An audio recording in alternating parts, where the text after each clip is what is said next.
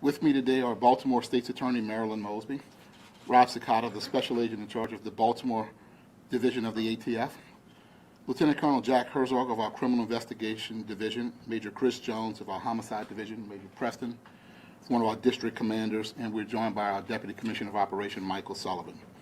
I am very pleased today to announce that we have charged two men, 25-year-old Karan Foster and 18-year-old Rashad Nesmith, in the robbery and shooting of Baltimore Police Department Sergeant Isaac Carrington back on August 8th. As a result of great, spectacular work from our detectives alongside the ATF, we were also able to charge Foster and a third man, 17-year-old Christopher Santiago, with the string of recent shootings, armed robberies, and carjackings, and a homicide, most of which occurred in the Northeast District. Foster and Nesmith and Santiago are all now in custody.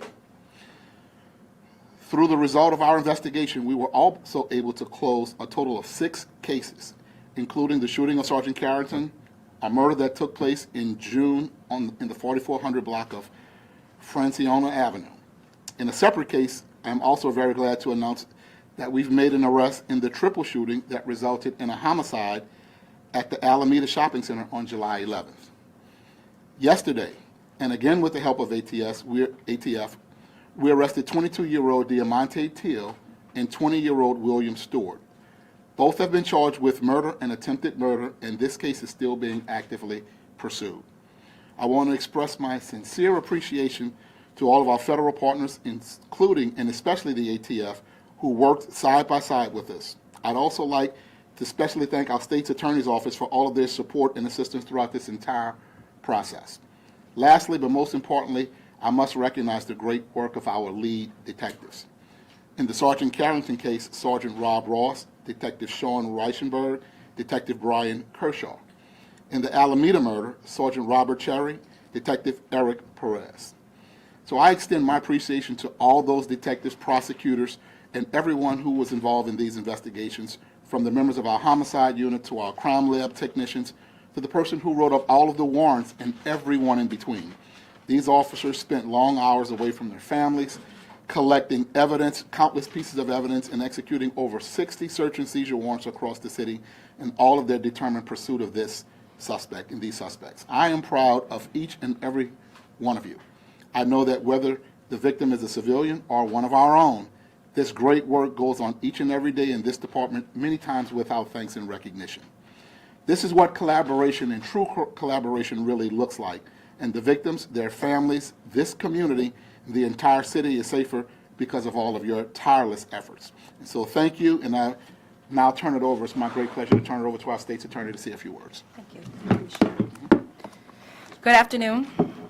Thank you, Commissioner. Good afternoon to everyone here. I stand before you today with the Baltimore Police Department Commissioner Michael Harrison, ATF Special Agent in Charge Robert Cicada, to proudly commend the swift collaboration, we've said that word before, but collaboration between the Baltimore Police Department, ATF, and my homicide prosecutors, and the rest of my colleagues in the local and federal law enforcement community for their collaborative effort to arrest those allegedly responsible for the senseless and heinous crime against Sergeant Isaac Carrington and the other victims, as was mentioned in these cases. Please remember that these defendants have not yet been convicted and are presumed innocent unless and until proven guilty. But as a city, we must send a message to anyone who wishes to foster an atmosphere of fear within our neighborhoods that this sort of reckless violence will not be tolerated by the community or Baltimore City law enforcement. Our children, our families, our city deserves better. Today exemplifies what happens when we come together to remove violence from our streets. But we can't do this important work alone. Community participation is at the core of public safety, and I cannot emphasize this enough. My prosecutors enter courtrooms daily and work against the barriers of distrust in our communities, and the criminal justice system is ineffective without that trust. And partnership and cooperation of victims and witnesses is tantamount. We must continue in our relentless fight to protect this partnership and safeguard those who bravely choose to step up and be bold and come forward against the rampant violence plaguing our communities. Justice is best fought by working together, and police, state and federal prosecutors, and our communities. Together we are stronger. Together we can eradicate the violence in our streets to achieve the progress we seek and our communities so much deserve. This time we'll hear from Agent Rob Cicada of the ATF.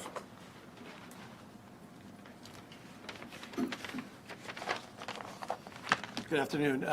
Again, this is a great day, in my opinion, for the City of Baltimore, the Police Department, and for Sergeant Carrington, the citizens of the city.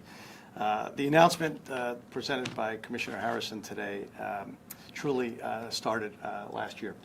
Prior to any of these crimes taking place, ATF and the BPD, along with their firearms analysis unit, last year made some changes in their processing of recovered firearms cartridge casings out in the street.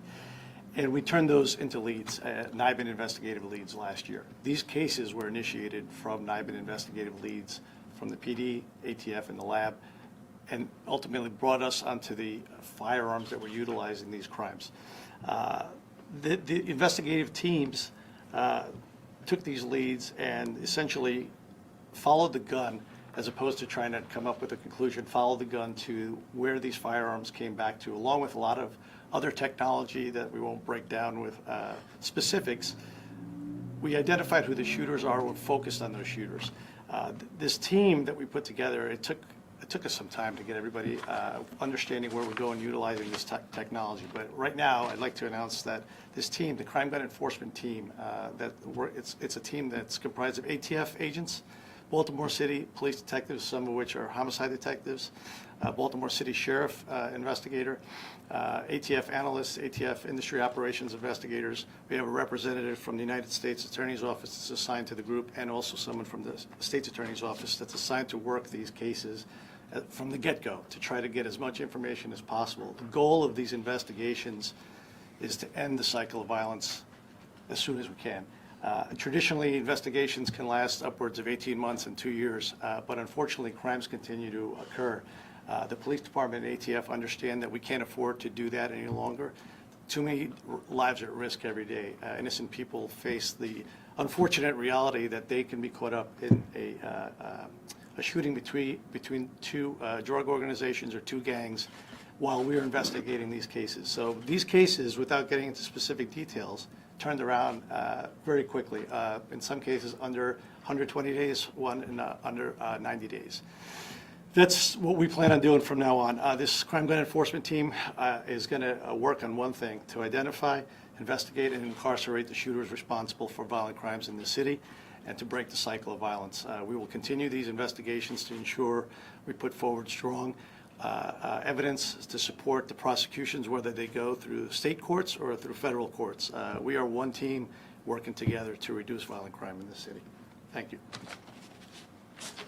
How these happen in the Northeast District, most of these cases? Are you guys looking at this as kind of a gang, or do you feel like there's more crimes that you think this group were capable of other than the 6 cases that you were able to put down with these arrests?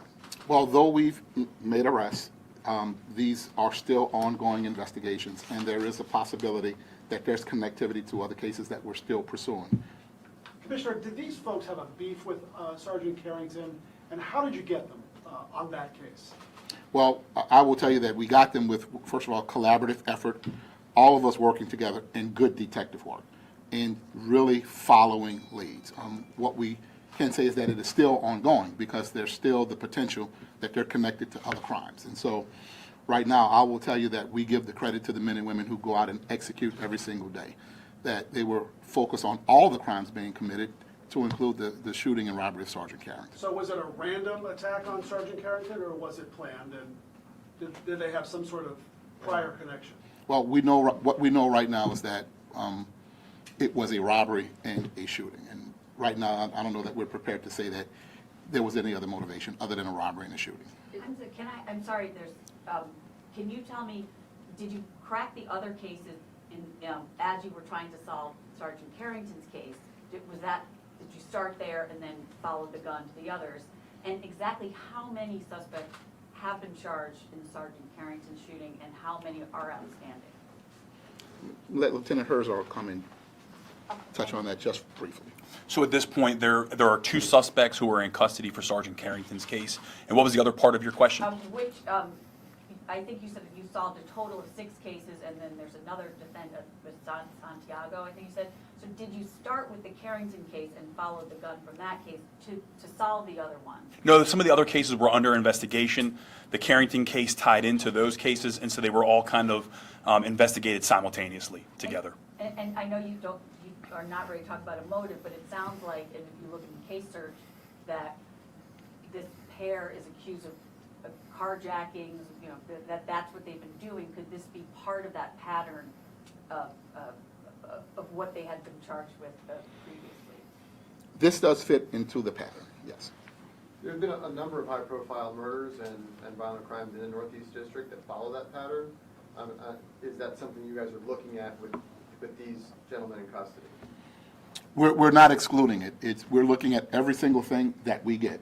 And we're working with crime analysts, we're working with all of our state and federal partners, and every time evidence presents itself that tie cases together, we're pursuing that. How important was tracking the guns in this? If you look at the charging documents, this gun matched that, and the ballistics of pulling it all together. And I know what the ASAC was saying about the ballistics and the NIBIN ban technology. How crucial was that in solving this case? I think it was a key part of what we need to solve these cases. And it was a key part of the technology and the detective work and having the wherewithal and the foresight to follow those leads. And I just have to take my hats off to all the men and women who did the work on the ground, executing every day and never giving up, putting in the long hours, and working collaboratively with other partners to share and pool resources and intelligence. So just to clarify, you all, detectives followed the gun to solve Carrington's case or after Carrington's case? It was all of the above. Could you break down the charges on the 3 individuals again? We can give that to you later. Yeah. Is the Morgan State student robbery killing being looked at as possibly connected? It is still being investigated. How about one more? Oh, okay, thank you. If they, obviously, I don't know what goes on when you're behind the door, but why was there a lag between their arrest and then the announcement? Were you waiting for the other suspects? Were you looking at the other cases? Well, we want to make sure that we, number one, have the evidence, make sure that we work collaboratively with our state's attorney's office to make sure we're doing our due diligence, number one, to bring forth the correct evidence, to bring forth the correct charges, and to make sure now that we're doing our due diligence to provide a quality product and turn it over to the state's attorney's office so that it's our quality assurance that we, working together, are doing a good job. So will this be a federal case eventually, do you think? There's always the potential. We work with our partners. One more just factual question. You talked about the new technology. Is it new to you, to your office, or is it just new technology in general?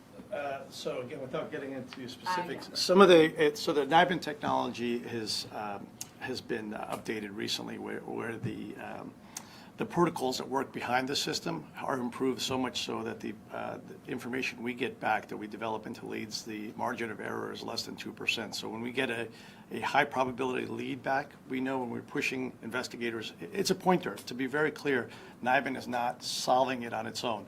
The commissioner is 100% right. We go back to old school investigative work using every tool available. Technology today provides us with a lot of information, but it doesn't put the case together. So without identifying specific technology that hurts us later, I don't want to put that out in the field, but. One more point of Yes, sir. Can I just follow, I'm sorry, can I just follow up? So it's more like an update to the program you had, I mean, I'm just trying to generalize, as opposed to something brand new to the ATF. So, no, so to be candid, it's other technology outside of NIBIN in addition to what we utilize to supplement the information available to the investigators.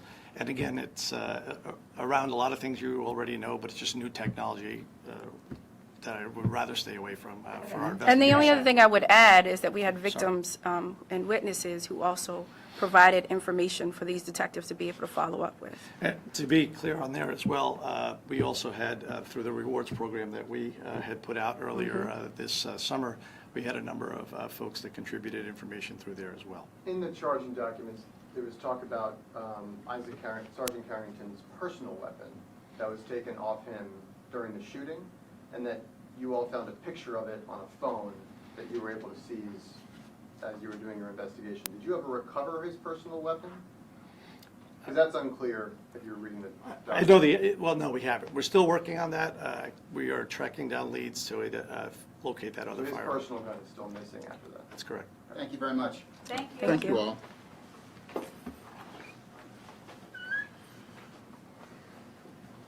We'll get you guys the charges. And the names of the other, like the Yep, spellings? and we'll get you, and we have mugshots. And their everybody. mugshots Yep, also? all of that, yeah. I'm doing a hit it 4. Yeah, let me just go in there for a second. Okay, thank you.